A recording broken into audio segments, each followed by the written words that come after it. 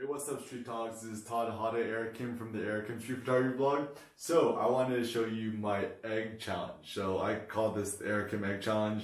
See if you can beat me. Before I do my egg challenge, I always need to get juiced up. So I'm gonna do what I think it's called a pseudo planche. It's not a real planche, but it builds up my appetite. Essentially, I do a breakdancing move, which is known in yoga as crow. So I essentially hold here, and then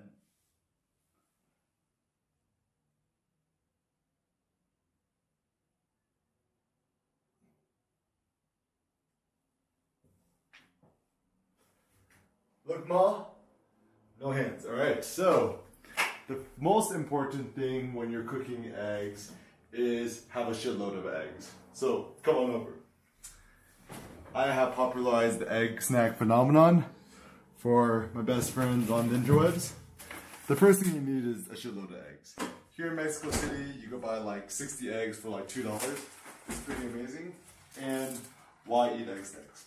A lot of people are like, oh Eric, you're gonna, you eat 12 eggs a day, you're gonna die of cholesterol, blah, blah. I've been doing this since college. I've also been doing intermittent fasting, following a mostly ketogenic diet. And I recently got some blood work and it's actually excellent. So for those of you guys who read a lot of the new literature in health, news report, eating more eggs or eating cholesterol doesn't actually increase your cholesterol. And not only that, but having more cholesterol in your diet or just having more cholesterol in your body is not the most accurate indicator of heart disease anyway. So if I had to get pretty much I don't think I'm going to die. Why? White or brown eggs? I don't think it really matters, but I just think they look nicer. So the first thing I do is take my frying pan. This is one of the biggest benefits of staying at Airbnb. So I can get my egg snacks. Take this bad boy, put it on, click, click, click, turn on, put on low. And people on the internet say you shouldn't do this, but I always cook fried eggs with olive oil. People say, oh, keep the temperature low, you're gonna die, blah, blah. I'm like, whatever, not really important. So I put a decent amount of olive oil on it, and then we'll come close and watch my egg cracking technique. So I have it like on kind of low, and I take the egg, I hit it against the side of the stove, not on the edge. That's the newbie mistake, and it's much easier to crack. I just crack it here, split it in half, and then I stack the eggs on top of each other, hold in my left hand, crack, deposit. Oops, I got a little bit of the... I've done this at least 1 trillion times, so the secret is just keep adding eggs until you cannot add any more. And one of the biggest reasons why I do the egg snack is this. I think the egg is the ultimate quote-unquote superfood because it's relatively cheap, it doesn't go bad, and actually it's a common myth that you need to refrigerate eggs. In most countries, they actually don't refrigerate eggs. And not only that, but they taste good, and they're like super versatile. They cook in like 2 seconds. Like, I love to eat meat, but the problem about cooking meat at home, it just takes too damn long to cook. And so I'll just kind of keep cracking these bad boys. And also one thing this is another tip, is that, like today we're in Mexico City, we ate in Roma Norte. Shout out to Maroma, my favorite restaurant. It's like this super nice bougie restaurant. But I can never eat enough food in a restaurant to get full. So of course, I can eat as little as I want in a restaurant. It's more about the ambiance and the experience. And then I come home and have my infamous egg mix. So Todd, how many eggs are we at right now? 2, 4, 6, 8, 10, 11. We're at 11. Alright, let's see how hard we can go. So Todd, how many eggs do you think I could eat in one sitting? 14. 14? How many have we right now? 2, 4, 6, 8, 10, 12, 13. This is 14. Okay. So just to spite you, I'm going to go even harder. What are you at right now? 15. Uh-huh. Where are you at now? 16. Okay. I think there's enough room right there for one more. So I'm going to have, what's this? 17. 17 eggs, okay? So, contrary to popular belief, eating fat and eating cholesterol and whatever does not make you fat. I can certify that based on my personal experiences because I'm not fat. So this is obviously gonna take forever to heat up. So I'm gonna heat it up a little bit. And the tools of the trade. Generic spatula. And this is a tip that I like to do, is I like to actually crush the yolks, because when the yolks are crushed, I think it cooks faster. I cannot be 100% certain. And I just kind of crush these bad boys here. And now the next thing I want to do, put that to the side, don't worry too much about it.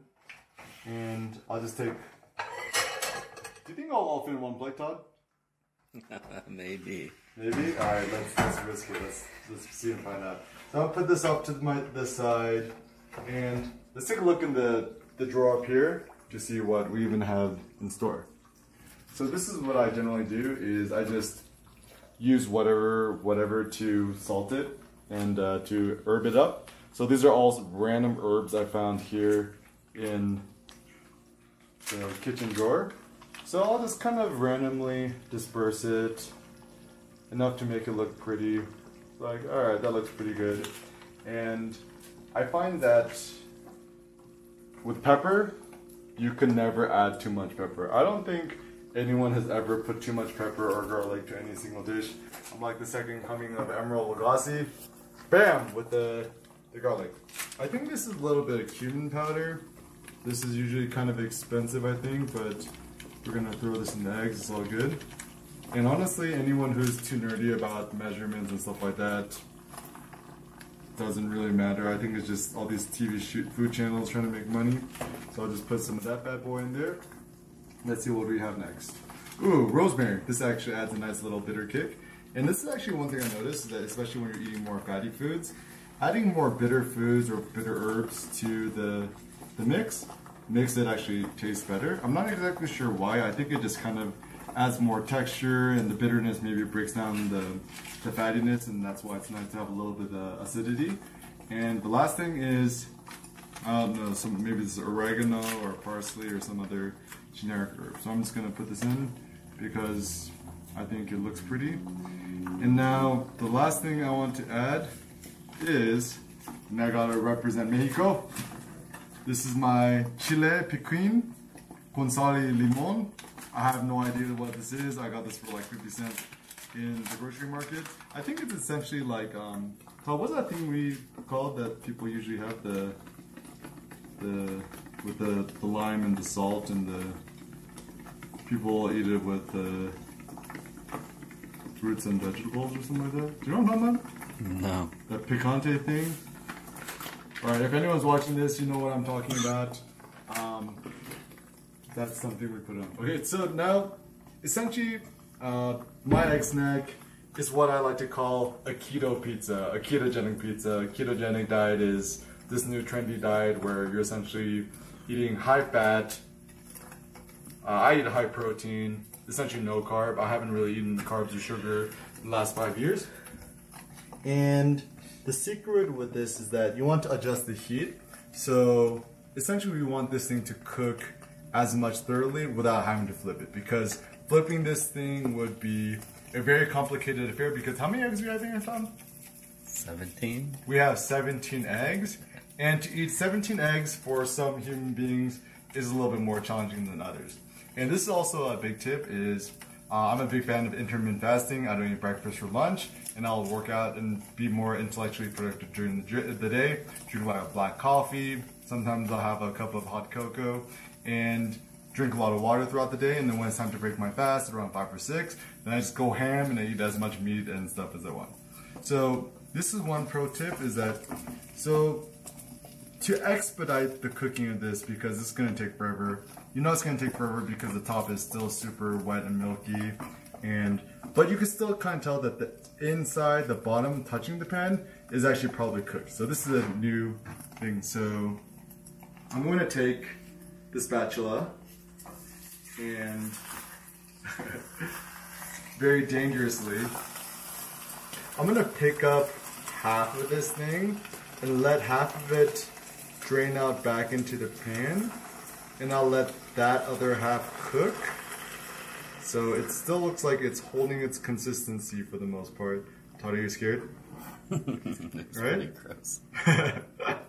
Well, you know, like a lot of good food looks gross, right? So, wow, look at that. That's like defying gravity. That's beautiful. And then with this monstrosity, I'll put this on the plate. And while I let this kind of chill out here on the plate, I might have to actually use 2 plates. So the first plate here, Todd, you can see it's nice and actually like a decent amount of yolk, so that's actually pretty nice. And I'll put that to the side. For the Eric Kim Egg Snack Challenge, I'll have a second plate. And so you can actually see now the second one is actually cooking relatively quickly, because I think with cooking and stuff like that, ultimately for me, like I follow what Socrates says. To me, food is more like fuel. So like some people live to eat, I eat to live. Obviously, I still like nice food and experiences. But you know, even though it looks super gross, it actually tastes half decent. So Todd, would you ever eat this? No. So why do you think I follow this strange egg snack routine? I don't know. You like it, so why not? And I mean, I think there is a general misconception like you shouldn't eat an hour or 2 before dinner, blah blah, you might get fat. I found that to be totally baloney. And I've been following a mostly ketogenic diet, so I've kept on my muscle mass, I've kept my body fat relatively low. I think I still have a 6-pack last time I checked. And essentially, it's just kind of like a simpler way to live and eat. And sometimes I'll eat this with chicharrones here in Mexico City to make it a little bit more crunchy. But ultimately, I think huevos, the more huevos you eat, the more huevos you will gain. Todd, do you know what huevos mean? Yeah. What does it mean? Balls. The more huevos you eat, the más grande your balls are gonna get, okay? So anyways, I'm super impatient, so this looks like it's kind of done cooking. Let's say I want to be impatient. Oops. Let me see if I can actually flip this over. Oops, oh shit. Okay. We got a live one, okay? So half of this is part of this cooked. I'm gonna put this part on my plate. Well, that actually looks pretty decent. Not bad. It'll be nice and crunchy. And the rest of this is starting to look pretty cooked. So maybe even what I might do is chop this bad boy in half.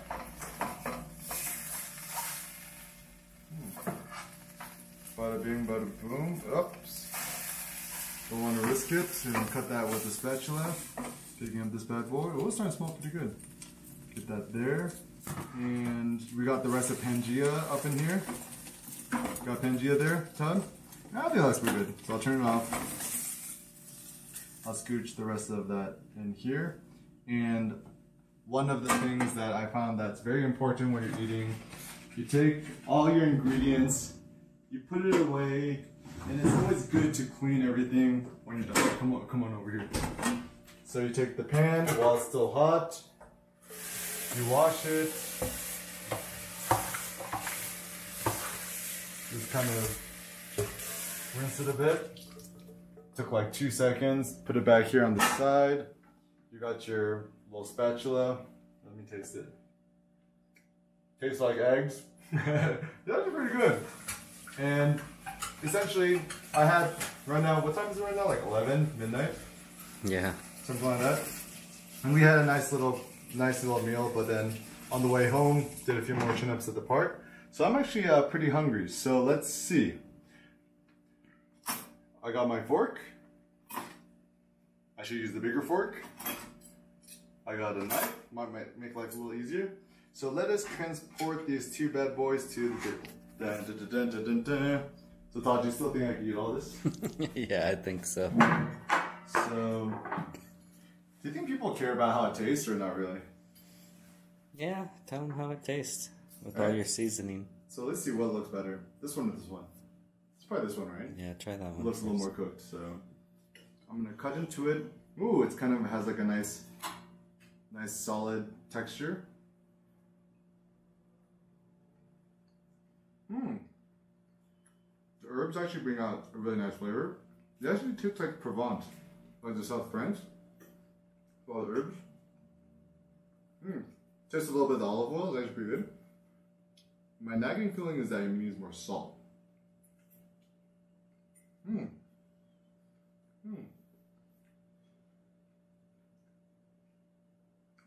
Pretty good. I'm gonna get something more of that salt lemon. I think it'll be pretty good.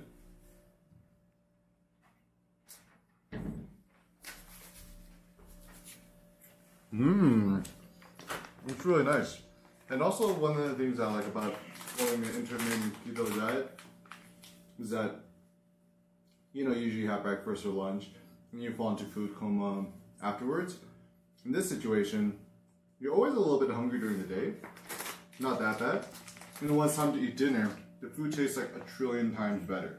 And I'm obviously not telling you that you should do this yourself, but if you're bold enough and you're badass enough and your huevos are large enough, then you could attempt this.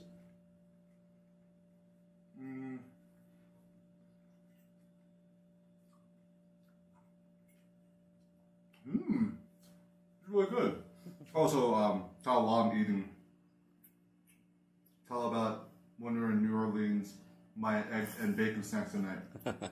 What I do. So, yeah, Eric really loves bacon. So he would have about this much, this many pieces of bacon as well. Maybe a little bit less eggs, but 10, 12 slices of bacon, maybe more. And then that boudin. Oh, that boudin was amazing.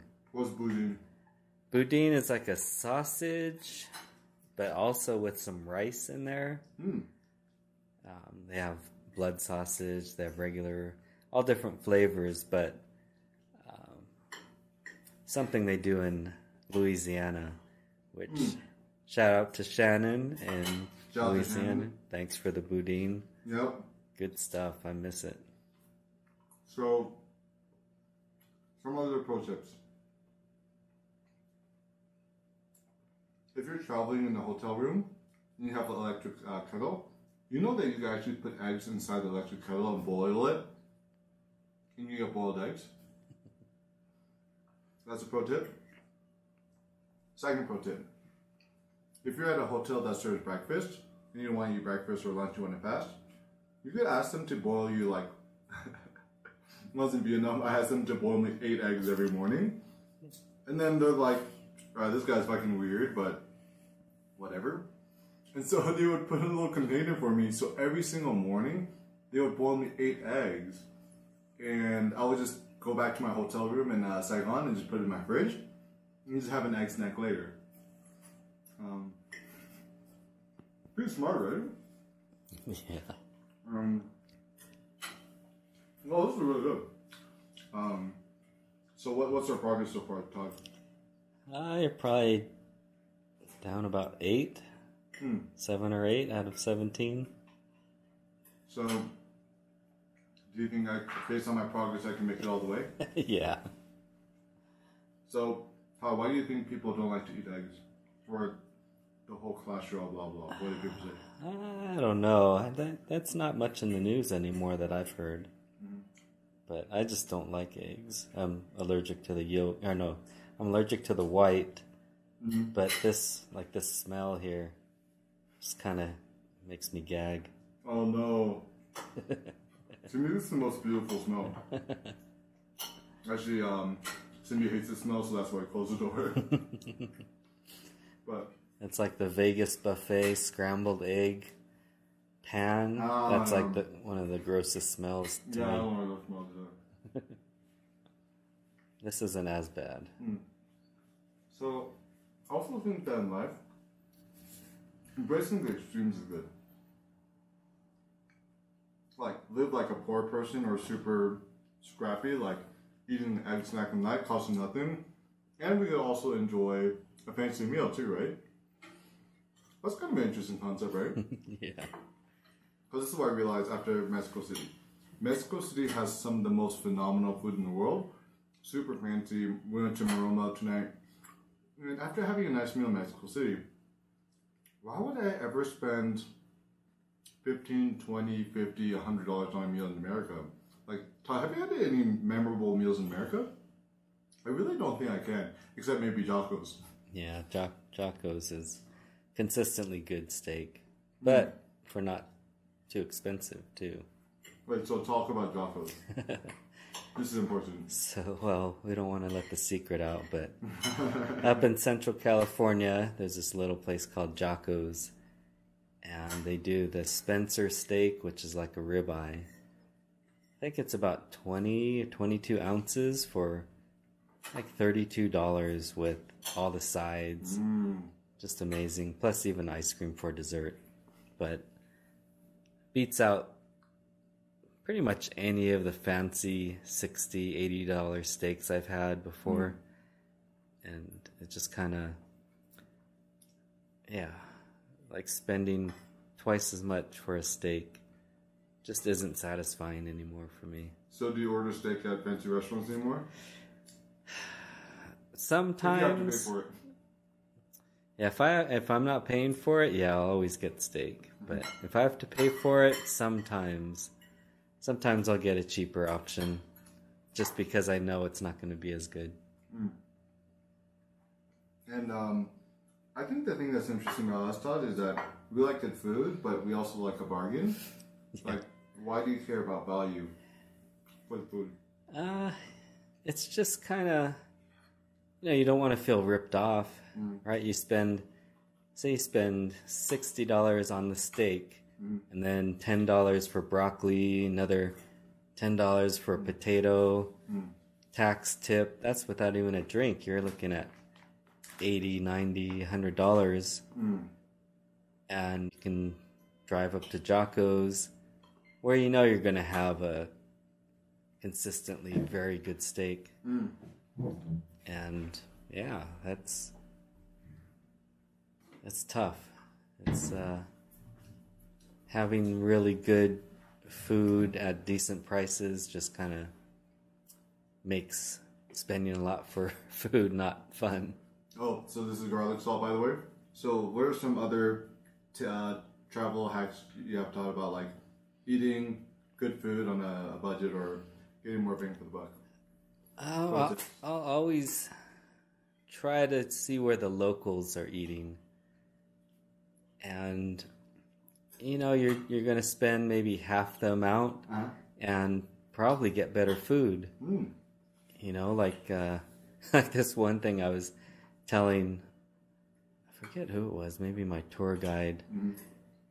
And we went to Newport Beach to this fancy Mexican restaurant where it's $20 for a taco plate. And I'm like, every employee there, they were Mexican American.